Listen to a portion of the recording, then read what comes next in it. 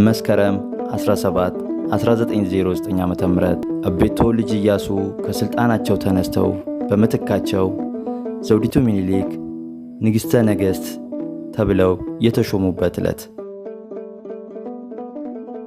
የታላቁ ንጉሥ ነገሥት ዳግማዊ አፄ ሚኒሊክ ዙፋን የወረሱት ልጅ ኢያሱ ሚካኤል ከስልጣን ዙፋናቸው ተሽረው የሚኒሊክ ልጅ ዘውዲቱ ሚኒሊክ ንግሥተ ነገሥት ዘውዲቱ ተብለው በአባታቸው ዙፋን የተቀመጡትና የሚኒሊክ ያክስት የልጅ ልጅ የሆኑት ደጃዝማች ተፈሪ መኮንን ራስ ተፈሪ ተብለው አልጋ ወራሽ የሆኑበት ቀን ከዛሬ 105 ዓመት በፊት መስከረም 17 1909 ዓ.ም ነበር። አጤ ሚኒሊክ የዙፋናቸው ወራሽ የሚሆነው ወንድ ልጅ ስላልነበራቸው ግንቦት 10 ቀን 1901 ዓ.ም የልጃቸው የእመቤት ሸዋረጋ ሚኒሊክ ልጅ ሆነው ልጅ ኢያሱ ሚካኤል አልጋ ወራሻቸው መሆናቸውን በአዋጅ አሳወቁ። በወቅቱ የልጅ ኢያሱ ዕድሜ 13 እንኳን ስላልሞላ ራስ ተሰማ ናደው ሞግዚት ወይም አጋዥ እንዲሆንላቸው ተወስኖ ነበር። የፈጣሪ ትእዛዝ ሆነና ራስ ተሰማ ናደው በእርጅናና በደም ግፊት ምክንያት ብዙም ሳይቆዩ በ1903 ዓ.ም አረፉ። አልጋ ወራሹ ልጅ ኢያሱም ከእንግዲህ ሞግዚት አያስፈልገኝም፣ ከዚህ በኋላ ኢትዮጵያን የማስተዳድረው ሥራ ብቻዬን እወጣዋለሁ አሉ። ይሁን እንጂ ልጅ ኢያሱ ከመኳንንቶች ጋር ያላቸው ግንኙነት እየሻከረ ሄደ። ስድብና ዘለፋውም ወደ አደባባይ ወጣ። በመጨረሻም መኳንንቱ በልጅ ኢያሱ ላይ በርካታ ክሶች አዘጋጅተው መስከረም 17 ቀን 1909 ዓ.ም የአጤ ሚኒሊክ ልጅን አንግሰናል፣ የራስ መኮንን ልጅ የሆኑትን ተፈሪ መኮንን ደግሞ አልጋ ወራሽ አድርገናል ብለው የልጅ ኢያሱ ከስልጣን መሻር ይፋ አደረጉ።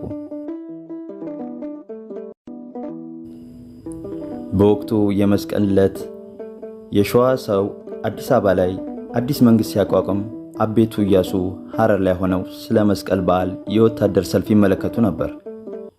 እኩለ ቀን ሲሆን የስልከኛው አቶ ተሰማ እሸቴ በስልክ የሰማውን ወሬ ይዞ ከልጅ ኢያሱ ዘንድ ቀረበና እንዲህ አላቸው። የሸዋው ሰው ዛሬ አዲስ አበባ ላይ ስብሰባ አድርጎ አዲስ መንግሥት አቋቁሟል። ጌታዬም እስላም ሆነዋል ብለው ከመንግሥት ሽሮ ወይዘሮ ዘውዲቱን ንግሥት ብሎ አንግሷል። ደጃዝማች ተፈሪ አልጋ ወራሽ አድርጎ ሾሟል ብሎ ነገራቸው። ልጅ ኢያሱም በነገሩ ስለደነገጡ ሰልፉን አሰናበቱና ከሰልፉ ላይ ተነስተው ወደ ግቢያቸው ሄደው ነገሩን ያስቡት ጀመር። በማግስቱ ሐሙስ መኳንንት ሁሉ ከፊታቸው እንዲቀርቡ አዘዙ። ካህናትም መስቀልና ወንጌል ይዘው እንዲቀርቡ አደረጉና ሃይማኖት አለመለወጣቸውን ስለማስረዳት በቃላቸው ይሙሉ ይገዝቱ ጀመር። ቀጥሎም እንዲህ አሉ።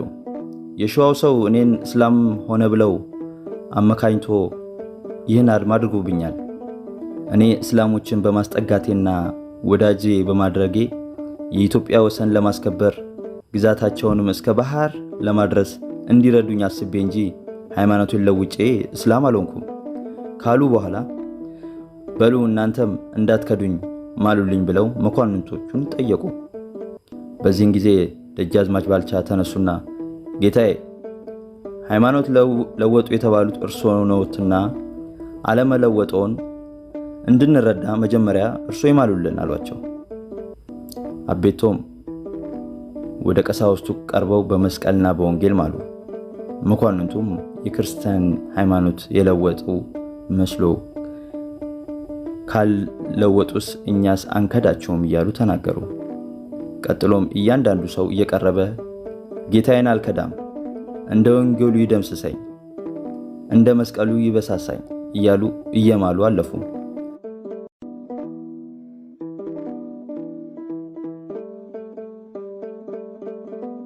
ዘውዲቱ ከአባታቸው ከዳግማዊ አፄ ሚኒሊክና ከወይረወይሉ የባላባት ልጅ ከሆኑት ከእናታቸው ከወይዘሮ አቢቺው ሚያዝያ 22 ቀን 1866 ዓ.ም እነዋሪ ከተማ ተወለዱ።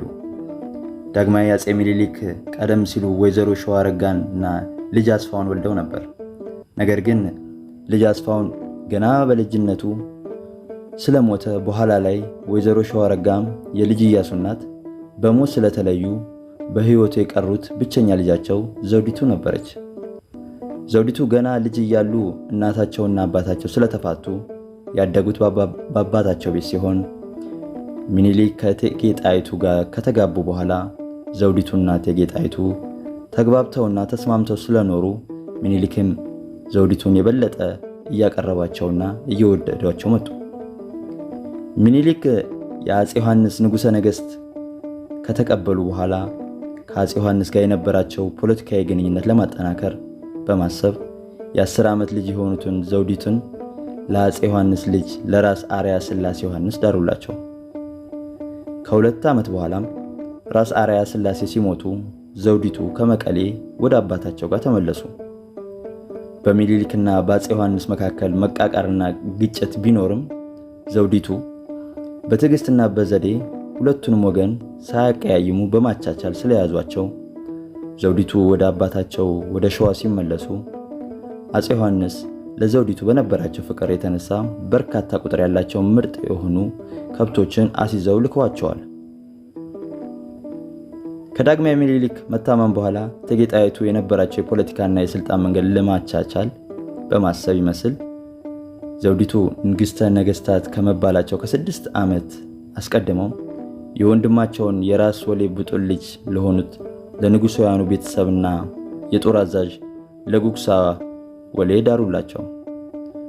ክሪስ ፕሪቲ የተባለ ጸሐፊ ስለ ራስ ጉግሳ ወሌ አስተያየት ሲሰጥ ብሩህ አእምሮ አላቸው ከሚባሉ ታላላቅ ሰዎች ውስጥ የሚመደቡ ታዋቂ ገጣሚ፣ መጽሐፍትን ማንበብ የሚወዱና ጠንቃቃ በአስተዋይነታቸው የሚያስተዳድሩ በማለት ጽፏል። ጉግሳ ወሌም ከጋብቻው በኋላ የበጌ ምድር የራስነት ማዕረግ አግኝተው የበጌ ምድር ጠቅላላ ግዛትን እንዲያስተዳድሩ ሹመት ተሰጥቷቸው ነበር።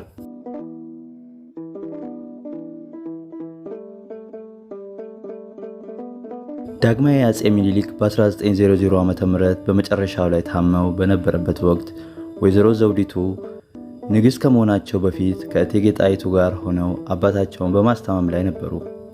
ሆኖም የመንግስቱን የወራሽነት ስልጣን ከተሰጣቸው የእህታቸው የወይዘሮ ሸዋረጋ ሚኒሊክ ልጅ ከሆነው ከልጅ ኢያሱ ጋር ባለመስማማታቸውና ልጅ ኢያሱም ዘውዲቱ የስልጣን ተቀናቃኛቸው አድርገው ስለወሰዷቸው እቴጌ ጣይቱንና ወይዘሮ ዘውዲቱን ከአዲስ አበባ ቤተ መንግስት አሰጧቸው። ዳግማዊ ሚኒሊክ ካረፉ በኋላ በህዝቡ ዘንድ ያለመረጋጋት እንዳይፈጠር በማሰብ መሞታቸው ለህዝብ ሳይገለጽ እንዲቆይ የካቢኔ ሚኒስትሮቻቸው ወሰኑ።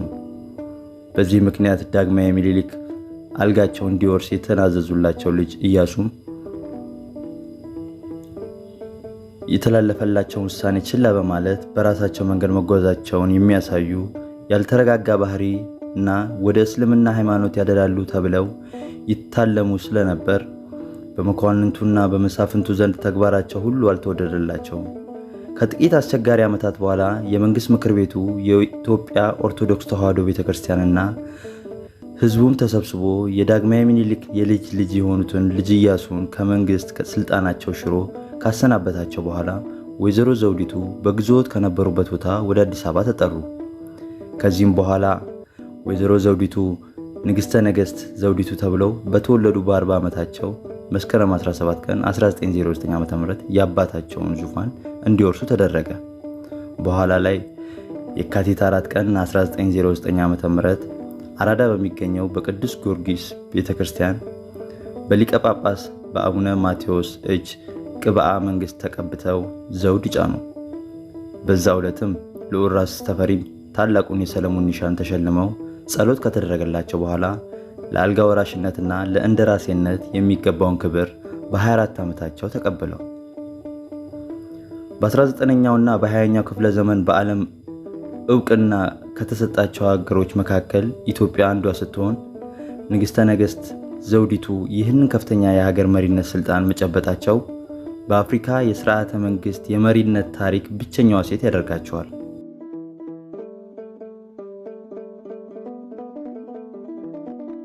ይህ በእንዲህ እንዳለ የልጃቸው የልጅ ኢያሱን ከስልጣን መውረድ የሰሙት የወሎ ንጉሥ ሚካኤል የወሎን ሰራዊት አስከትለው ወደ ሸዋ ተጉዘው ከንጉሥ ነገሥት የጦር ሰራዊት ጠቅላይ አዛዥ ከሆኑት ከልዑል ራስ ተፈሪ መኮንን ጋር ደብረ ብርሃን አጠገብ ከሚገኘውና ቶራ ተብሎ በሚጠራው መስክ ላይ ጦርነት ከተደረገ በኋላ ከአዲስ አበባ ወደ ደብረ ብርሃን በሚወስደው መንገድ 87 ኪሎ ሜትር ርቀት ላይ በሚገኘውና ሰገሌ ተብሎ በሚጠራው ቦታ ላይ የመጨረሻውን ጦርነት ተደርጎ ጥቅምት 17 ቀን 1909 ዓ.ም ንጉሥ ሚካኤል ድል ሆነው ተማርከዋል።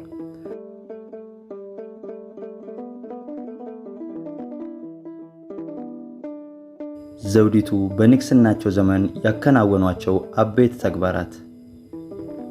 አንደኛ፣ በንግሥት ዘውዲቱ ፍቃድ መሰረት እንደራሴ የነበሩት ልዑል ራስ ተፈሪ መኮንን ልዑላን መሳፍንትና መኳንንትን ያሉበት ልዑክን እየመሩ ወደ አውሮፓ ሄደው ኢትዮጵያን ከዓለም መንግስታት ጋር እንዲተዋወቁ አድርጓል።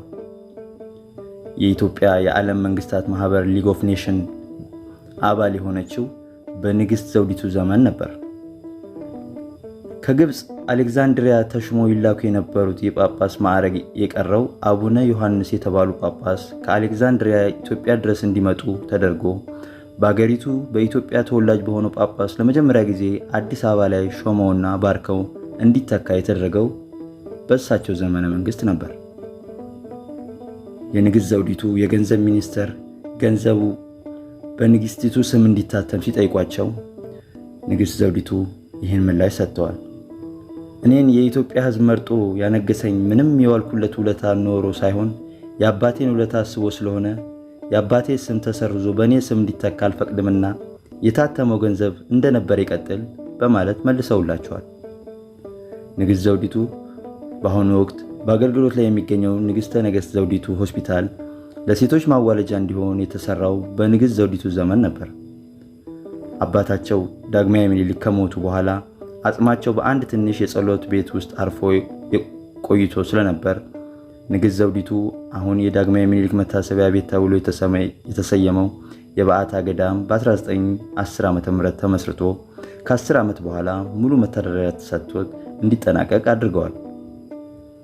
በዓለም ለታወቁ ታላላቅ ነገሥታት ስለ ውለታቸው ሐውልት እንዲቆምላቸው ተገንዝበው ኖሮ አሁን በቅዱስ ጊዮርጊስ ቤተክርስቲያን ፊት ለፊት በሚገኘው የዳግማዊ ምኒልክ አደባባይ ተብሎ በተሰየመው ስፍራ ላይ የአባታቸው የዳግማዊ ምኒልክ ሐውልት ከጀርመን ሀገር ተሰርቶ መጥቶ የሚቆምበት ቦታ በመደልደል ላይ ሳለ ሐውልቱ ሳይቆም ንግሥቲቱ በድንገተኛ ሕመም በማለፋቸው ሐውልቱ ቆሞ ሲመረቅ ለማየት ሳይታደሉ ቀርቷል።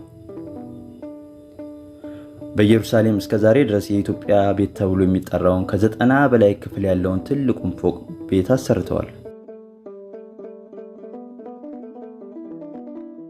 የንግሥተ ነገሥት ዘውዲቱና የራስ ተፈሪ መኮንን አለመግባባትና የንግሥቲቱ ህልፈተ ሕይወት ታሪክ። በንግሥት ዘውዲቱ የአልጋ ወራሽነት ስልጣን የተሰጣቸው ራስ ተፈሪ መኮንን በጀመሩት ተራማጅ አስተሳሰብ የተነሳ ከንግሥት ዘውዲቱ ጋር የነበራቸው የአመለካከት ልዩነት ከጊዜ ወደ ጊዜ እየሰፋ መጣ። ንግሥት ዘውዲቱ የነበረውን የቀድሞ ስርዓትና ባህል ሳይበረዝ ተጠብቆ እንዲቆይ የሚፈልጉ ወግ አጥባቂ አስተሳሰብ ስለነበራቸው የኦርቶዶክስ ቤተክርስቲያን ሙሉ ድጋፍ አግኝተው ነበር። አልጋ ወራሽ ራስ ተፈሪ መኮንን ደግሞ በበኩላቸው ከውጪ ዓለም ጋር ግንኙነት በመፍጠር ኢትዮጵያ አስተዳደሯ ዘመናዊ እንዲሆን ከሌሎች ታዳጊ ሀገራት ጋር እንድትስተካከል የሚፈልጉ በመሆኑ በወጣት መኳንንቶች ዘንድ ተቀባይነት እያገኙ መጡ። በመካከሉም አልጋ ወራሽ ተፈሪ መኮንን ንጉሥ ሆነው የሾሙልን የሚል የአድማ ጥያቄ ለንግሥቲቱ በመቅረቡ ንግሥቲቱ በጥያቄው ደስተኛ ባይሆኑም ቅሉ አልጋ ወራሹ ጠርተው ካነጋገሩ በኋላ የጎንደር ንጉሥና ባለሙሉ ስልጣን ደራሴ ብለው ሾሟቸው። እየቆየም በንግሥተ ነገሥታት ዘውዲቱና በአልጋ ወራሽ ተፈሪ መኮንን የነበረ ግንኙነት ቀስ በቀስ እየላላ መምጣት ጀመረ። ንግሥቲቱ በየጊዜው በሚፈጠረው የፖለቲካ መጠላለፍ ውዥንብር የነበራቸው አስተያየትና ሐሳብ ክቡር ደጃዝማች ከበደ ተሰማ በመጽሐፋቸው እንዲህ ሲል ገልጸውታል። ሕዝቡ እኔን ሳያውቀኝና ሳልጠቅመው የአባቴን ውለታ ለመመለስ ሲል የኢትዮጵያን መሳፍንትና መኳንንትን ሕዝቡን በፈቀደ እግዚአብሔር ታዞ ለአባቴ ዙፋን ቢያበቃኝ ከእኔ አስተዳደር አለማወቅ የተነሳ ሕዝቡን እርስ በእርሱ ተፋጅቶ ከሚያልቅና ራሳቸውን አልቻሉም ተብሎ በዘመነ መንግስቴ የባዕድ የመንግስትና ገዢ ወደ ኢትዮጵያ ከሚገባ እኔ የጠየቅኩትን ስልጣን እየለቀኩና እየሰጠው ነገሩን ማብረድ ይሻላል በማለት ለጊዜው የሚገጥማቸውን ችግር ሁሉ ከፍ ባለ ትዕግስት ያሳልፉት እንደነበር ያስረዳሉ። ይህም የንግስቲቱ ተግባር ምቹ ሁኔታ በመፍጠሩ የጎንደር ንጉስና ባለሙሉ ስልጣን ደራሲ የሆኑት አልጋ ወራሽ ተፈሪ መኮንን ተራማጅ የፖለቲካ አስተሳሰብ በነበራቸው የፖለቲካ ባለስልጣናትና ደጋፊዎቻቸው ዘንድ ይበልጥ ተቀባይነት እያገኙ የመሪነት ስልጣኑም እያጠናከሩ ሊመጡ ችለዋል። ራስ ተፈሪ መኮንንም ኢትዮጵያ የዓለም መንግስታት ማህበር አባል እንድትሆን ሲያደርጉ እንዲሁም የባሪያ አሳዳሪ ስርዓት እንዲወገድ ማድረግ ችለዋል። ንግሥት ዘውዲቱም በተፈጠረው የስልጣን ሽኩቻ ምክንያት ቀስ በቀስ ከስልጣናቸው እንዲገለሉ በመደረጉ ፖለቲካውን ትተው ወደ ሃይማኖታቸው በማዘንበል ቤተክርስቲያናትና ገዳማትን ማሰራት ጀመሩ። የበጌ ምድር ገዢ የነበሩት የእቴጌ ጣይቱ የወንድም ልጅ የሆኑትና የንግሥተ ነገሥት ዘውዲቱ ባለቤት ራስ ጉግሳ ወሌ በራስ ተፈሪ መኮንን ላይ የተቃውሞ እንቅስቃሴ አነሳስተው ራስ ተፈሪ መኮንንን የእንደራሴነት ስልጣናቸውን ነጥቆ የንግስቲቱን ሙሉ ስልጣን ለማስከበር በማሰብ በሁለቱ ወገን መካከል ጦርነት ተካሂዶ በስተመጨረሻም ራስ ጉግሳ በጦር ሚኒስትሩ በራስ ተፈሪ መኮንን ዘመናዊ ጦር ድል ሆነው ሊገደሉ ችለዋል። ንግሥተ ነገሥት ዘውዲቱም የነበራቸው የስኳር ህመም በመወሳሰቡ ምክንያት ህመሙ በርትቶባቸው ስለነበር ራስ ጉግሳ ድል መሆናቸው ከሰሙ በኋላ መጋቢት 24 ቀን 1922 ዓ.ም ሕይወታቸው ሊያልፍ ችሏል። ስርዓተ ቀብራቸውም ለአባታቸው ለዳግማዊ ምኒልክ መታሰቢያ ባሰሩት ቤተክርስቲያን ምድር ቤት እንዲያርፍ ተደርጓል። አልጋ ወራሽ ተፈሪ መኮንንም ንግስቲቱ ካረፉ ከ7 ወር በኋላ ጥቅምት 23 ቀን 1923 ዓ.ም ቀዳማዊ ኃይለ ሥላሴ ንጉሠ ነገሥት ዘኢትዮጵያ ተብለው በንግስቲቱ ዙፋን ተተክተው በትረ ስልጣኑን ሙሉ ለሙሉ ተረከቡ።